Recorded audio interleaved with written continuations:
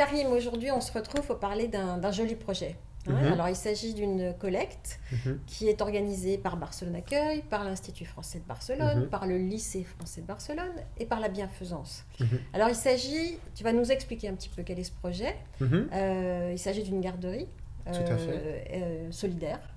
Et il y a un peu plus que ça. Oui. Donc tu vas bien nous expliquer tout Alors, ça. en fait, ces 4 entités sont en train en ce moment de faire une collecte.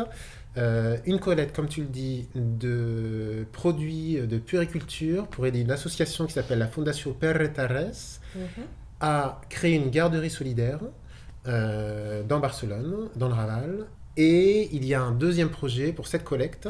Donc c'est également une collecte de denrées alimentaires pour la Société Générale de Bienfaisance de Barcelone qui aide les familles démunies, des familles dans le besoin.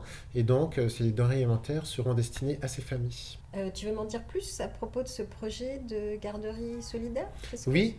Oui, alors ce projet de garderie solidaire, c'est un projet qui est mené par la Fondation Pere Tarrés. C'est une fondation qui aide à l'éducation de l'enfance et donc qui propose des activités extrascolaires, des projets qui montent des projets éducatifs pour accompagner les parents dans l'éducation de leurs enfants et pour compléter l'enseignement qu'ils reçoivent à l'école.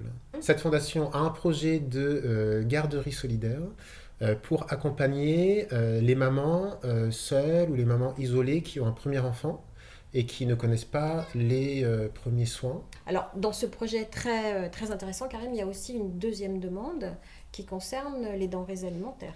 Tout à fait. Donc, il y a ce premier projet de garderie solidaire et puis la collecte, c'est également une collecte de demande de denrées alimentaires pour pour cette association qui s'appelle la Société Générale de Bienfaisance, qui est une association qui vient, donc comme on le disait, qui vient en aide aux familles dans le besoin, qui sont liées à la communauté francophone. Alors, qu'est-ce qu'on amène? Comment on s'organise pour être le plus efficace? Alors concrètement, pour cette collecte, pour les produits de puériculture, on demande des tétines, des couches, des brosses à dents pour les enfants, du gel hydroalcoolique. Des lingettes peut-être des aussi, lingettes, désinfectantes pour les enfants. Donc ça, ce sont les produits qu'on peut apporter pour soutenir, pour aider à la mise en place de cette garderie solidaire.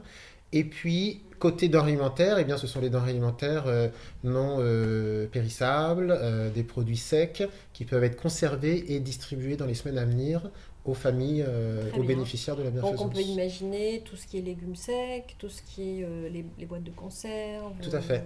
Toutes les choses qui ont une date de péremption assez longue. Voilà. Tout à fait. Bon, alors Karim, pour être toujours aussi efficace, on va rester dans le côté pratique, le côté concret.